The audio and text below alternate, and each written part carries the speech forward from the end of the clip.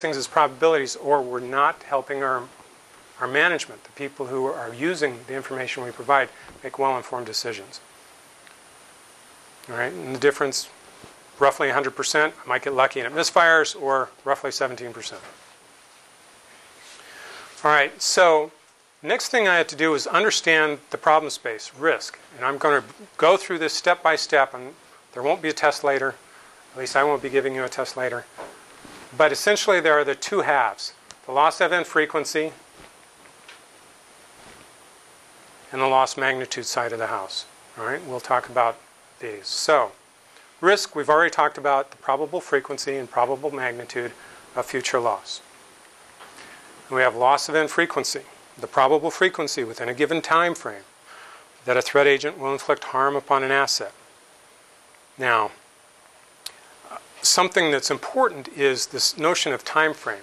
We have to time box it, again, because otherwise we're talking about possibilities, especially in rare events, right? So if we're evaluating risk around some rare event, right, and we say, well, you know, it could happen once, it could happen twice, once or twice in how many years? In order to compare that from a frequency perspective to the other risk issues we might be facing, we have to be able to make that distinction. So we have to time frame it. And typically what we do is, you know, frequency per year. Now that frequency may be a fraction, right? It may be 0.01 times per year, or in other words, once every 100 years, right? But that's an effective way of approaching that. Now, something else I'll point out here now is you will see risk analysis methodologies that don't use a frequency sort of statement, they use a likelihood statement. And again, unless there are challenges associated with likelihood in the sense that virus events within an organization are likely. So it's, you know, 100% likely that you'll have a virus event of some sort in any sizable organization. Fraud is likely in large organizations. So you could have a 100% likelihood of fraud. But unless you talk about frequency, you can't draw those distinctions. And again, if we're going to be effective at this, we have to be able to draw that distinction. So I'm not an advocate of likelihood. Frequency is a more accurate and useful means of reflecting that aspect of our problem. Threat event frequency. So loss event frequency is driven by one or more factors.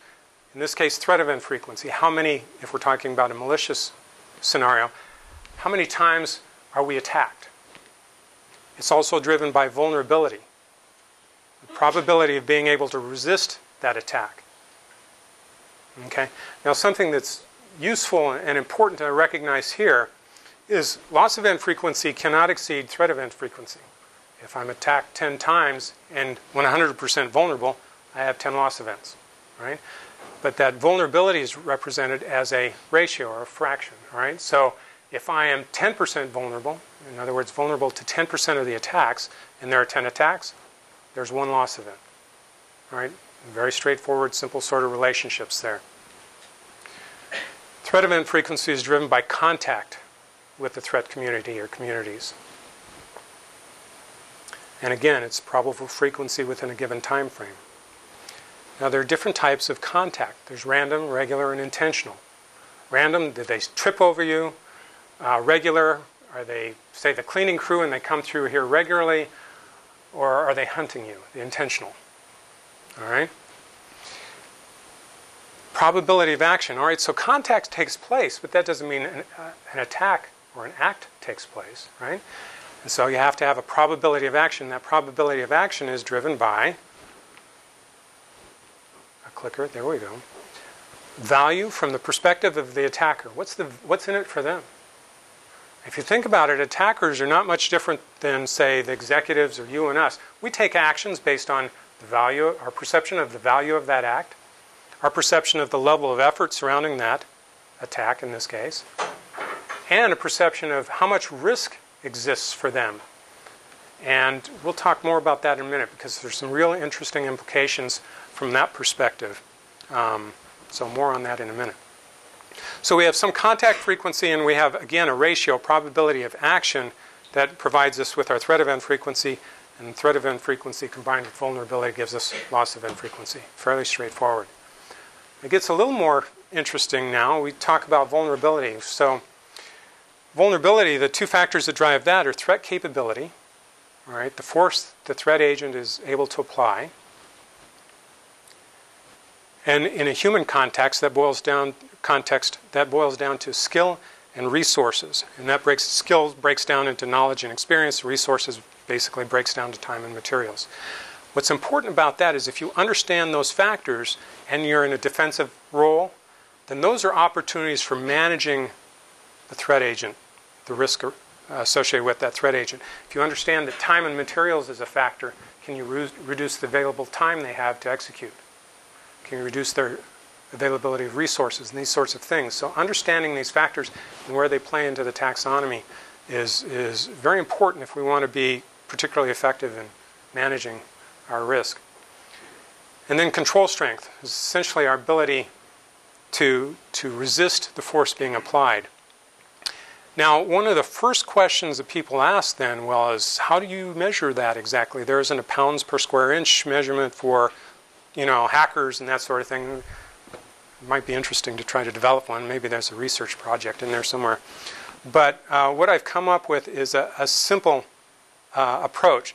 And control strength basically boils down to difficulty and complexity. And I differentiate between the two because the request, hand me that piano, right, it's not a complex action, but if that's a grand piano, it may not be a simple act to give it to the person. So the notion of difficulty versus complexity, there's a subtle difference there that can be important.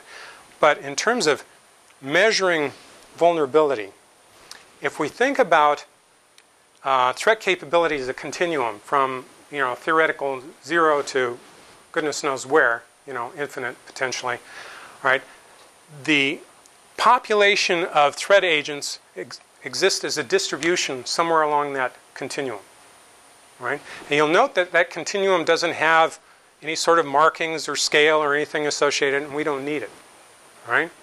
So if we have this distribution of threat agents with some capability distribution, and it's generally going to be bell-shaped, although the shape may be narrower or broader depending on the circumstance, then you apply a control to that. So let's say we're talking about desencryption, a dozen years ago. At that time, the proportion of that threat community that lived on the wrong side, if you will, of that control was non-existent or nearly non-existent from a brute force attack perspective. Of course, over time, that tends to change. All right? So now desencryption is vulnerable to some percentage of that threat population. All right? That percentage exists at the higher end of the distribution. All right? Now, right there we could measure, if you will, vulnerability as that proportion of that distribution that is capable of compromising that control. So in this case, it might be 5% or whatever that happens to be on that curve. Now, because we can't measure that control strength precisely, at least in my experience, we can make estimates or measurements around that and describe that as a distribution as well. This control could be as minimally effective as this, maximally as this, and probably in this range. Describe that as a curve, and then you can use things like Monte Carlo analyses and stuff to generate an output distribution that represents the vulnerability for that control against that threat community. So that's an approach for measuring vulnerability that gets around this problem of an absence of scale and such, and is very effective. So, on to the loss magnitude side of the house. Now, the loss magnitude side of the house is more complex than the loss event frequency side. The loss event frequency is nice and straightforward in most respects. This side is a lot more complex. There's more systemic effects, feedback loops, and that sort of thing. Bottom line, it's not as simple. And if we had more time, I could break that down a little deeper than what you'll see today, but this will give you a sense for it. So there are two primary categories of loss factors, primary and secondary. Primary loss factors have to do with asset characteristics.